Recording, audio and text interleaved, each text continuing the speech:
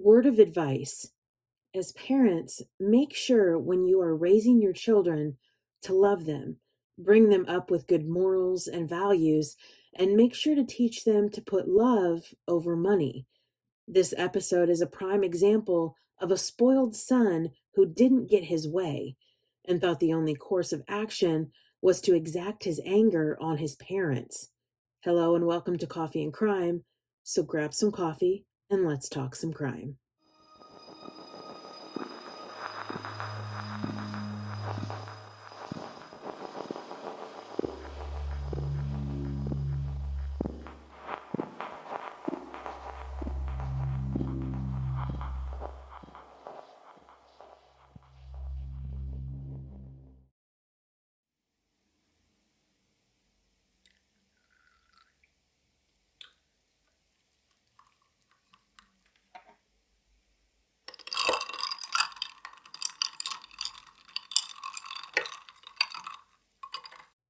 52-year-old Peter Porco awoke suddenly. He swung his legs off the bed and started his morning. It was Monday, November 15th, 2004, and Peter was going through his routine before he went to work as a law clerk for the New York State Appellate Division located in Del Mar, New York, at the Albany County Courthouse. His 53-year-old wife, Joan, a children's speech pathologist, was still in bed. The couple had been married for over 30 years. Peter was said to have been carrying out his normal morning routine. He walked downstairs to the kitchen, where he made his breakfast, packed his lunch for the workday, tried to load the dishwasher, and wrote a check out to his youngest son, Christopher Porco. Peter then walked out the front door to retrieve the newspaper. But when he came back to the front door, he found he had locked himself out. Grabbing the spare key hidden in a flower pot, he let himself back in. Within minutes or only a few seconds, Peter collapsed in the foyer and died. Peter Porco had been mortally wounded in the early morning hours. His head had been struck by an axe 16 times. And despite his catastrophic injuries, he survived for several hours. When Peter didn't show up for work that morning, the police were called. The 4-bedroom, 2-bath colonial-style home that sits on 36 Broccoli Street in Del Mar, New York, looks just like any other home. The home features a slightly tan-colored siding with forest green shutters and a front door. It looked like your typical middle-class family home. But as police and ambulance arrived and entered the modest home, they found Peter Porco lying face down in the foyer. There was no help for him. And then they discovered Joan Porco lying in the couple's blood-drenched bed with severe head trauma. She was alive, but had lost an eye, part of her skull, and suffered severe facial disfigurement. She had been struck 3 times with an axe while sleeping. Joan was rushed to the hospital to undergo surgery. But before she went into surgery, an investigator and friend of the family asked her if she knew who attacked her. She nodded yes. He then asked her if her older son Jonathan attacked her. With that, she shook her head no. Then he asked if Christopher did it, and she nodded yes again. The couple's 2 sons were then notified of the tragedy. Jonathan Porco was 23 years old and was a Navy officer in South Carolina, and 21-year-old Christopher Porco was studying economics at the University of Rochester. Both sons rushed to their mother's side. After Joan emerged from her medically induced coma, she stated that she did not remember the attack and that she believed her son Christopher was not involved. But investigators were already looking into Christopher Porco. Christopher was born on July 9th in 1983. The family was middle class, and his parents gave him everything that he could ever want. But Christopher always wanted more. More acknowledgement, more material items, more popularity, more money, more, and more. And you could also say that Christopher was a big talker. He would tell tall tales about coming from a wealthy family, with extensive real estate holdings and oceanfront vacation homes. All lies to make himself look more important. As he grew older, he exhibited signs of antisocial behavior. When he was 19, he staged a burglary at his parents' home, in which he stole 2 laptop computers. 8 months later, he would steal another laptop from his parents in another break-in and sold it on eBay. In 2003, at the end of the fall semester, Christopher was forced to withdraw from the University of Rochester due to poor grades. He then enrolled in Hudson Community College, but the change in environment didn't improve his academic performance. He didn't complete a single semester, and the college would inform his parents. While Christopher was enjoying a vacation in England in March of 2004, he received an email from his mother. The subject header read, "Failing grade, you did it again." The email read, "You just left and we can't believe our eyes as I look at your interim grade report. You know what they say, 3 strikes and you're out. Explain yourself." Several days later, Christopher would respond to his mother. Blaming the college, he wrote, "But obviously they are incorrect. My lowest grade that I got on anything was a B on a physics test. Don't jump to conclusions. I'm fine." But he wasn't fine. He would go on to forge a transcript from Hudson Valley Community College to earn readmission to the University of Rochester. He then took out a loan of $31,000 to pay for his expenses and his 2004 tuition to the university, forging his father's name. He then would lie to his parents, telling that the university was covering his tuition because a professor had misplaced his final exam from the previous fall semester, which led to his failing grades. 2 weeks before the murder, his father had confronted him about his dishonesty in an email. "Did you forge my signature as a cosigner? What the hell are you doing?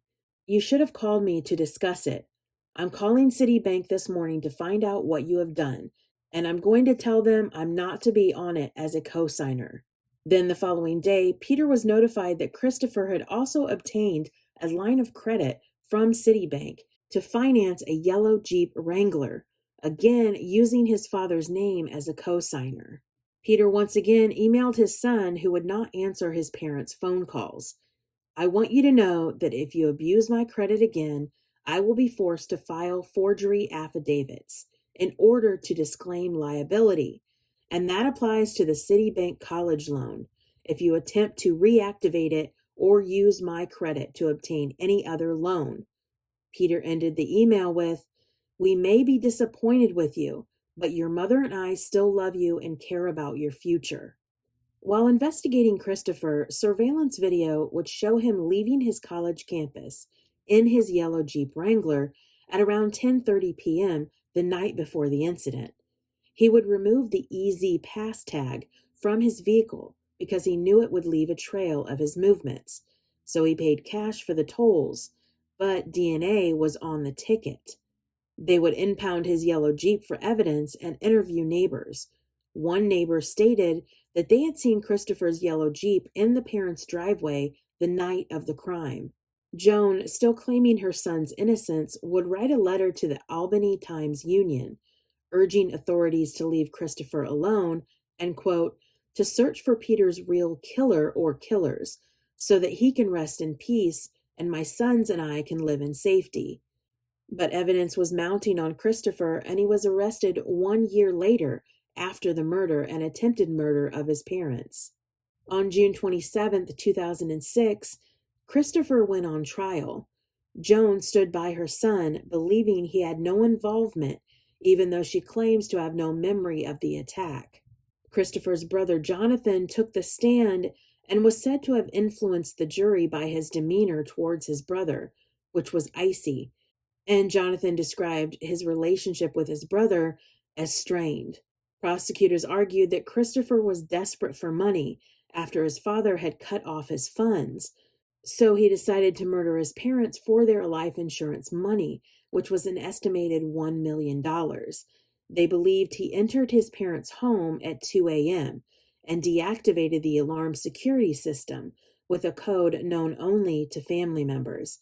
He then attacked his parents with an axe and smashed the security system panel, thinking it would destroy the evidence that he used the code, but the information was stored elsewhere. He cut the phone lines to the house at 4:59 a.m., then drove back to the university campus in full view of the cameras at 8:30 a.m.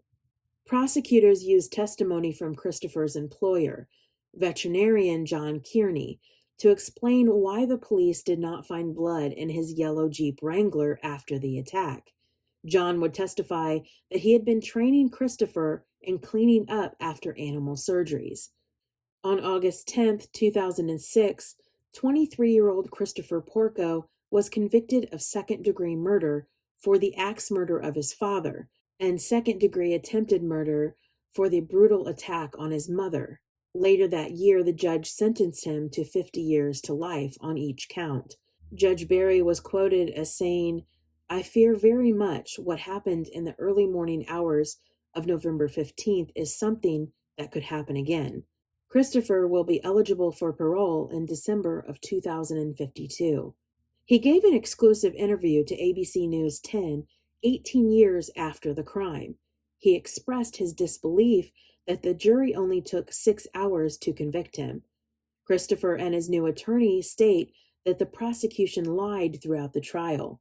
They filed for a 440 motion stating ineffective legal counsel, unlawful seizure of evidence, government suppression of exculpatory evidence, which is evidence such as DNA, video, or witness statements that clears or tends to clear a defendant of guilt, and allowing a detective with a personal bias against Christopher to work the case against him. In the interview, Christopher says that he doesn't blame the police for suspecting him, for prosecuting him, even though they knew there were real problems with the case. His attorney claims that the search warrant for the alarm security system was filed 11 days after the murder, even though the police had already had that evidence in their custody. Another claim from Christopher's attorneys was that the jury never got to hear a potential alibi witness's testimony from a woman who stated that Christopher was messaging her on his computer the night of the murder between the hours of midnight and 12:30, around the time the prosecution claims Christopher was racing home to commit the crime. His attorney claims that her testimony was handed over to the prosecution. However, they allege that the prosecution buried it and it never came to light. Christopher claims his innocence and that he could never make it through the trial and his days in prison without the unwavering support of his mother. Other than the disturbing murder and attempted murder of his parents, there are two things that have stuck with me in this case. First is that after Peter was struck 16 times in the head with an axe, he woke up and went about his normal routine. How could he have done that? My research led to this. The top part of Peter's brain, the neocortex, which controls higher functions like thought, language, and reasoning, were severely damaged in the attack. The paleocortex underneath was intact. This controls the primal instincts and second nature habits. This explains why he got up from his bed after being struck in the head, went downstairs, and performed the same tasks he did every morning, unaware that he was mortally wounded. Then, after those several hours, his body realized it could not go on any longer. The second thing that has stuck with me is Joan's devotion to her son. I understand not being able to comprehend that your child could not cause harm to you, but my apologies, Joan is delusional when it comes to her son. I also find it ironic that Joan was struck with the axe 3 times. If you remember, in her email to her son, she states, "You know what they say, 3 strikes and you're out." Christopher Porco killed his father and permanently damaged his mother. Why? Because they were cutting him off financially? And that would ruin Christopher's reputation and ego. He was a spoiled son who wasn't making it in the real world without his parents' help. He is a murderous son who only thought of money and reputation. Thank you for watching Coffee and Crime. Join me every Tuesday as I delve into the darker part of our society with another episode of Coffee and Crime. I'll see you next time.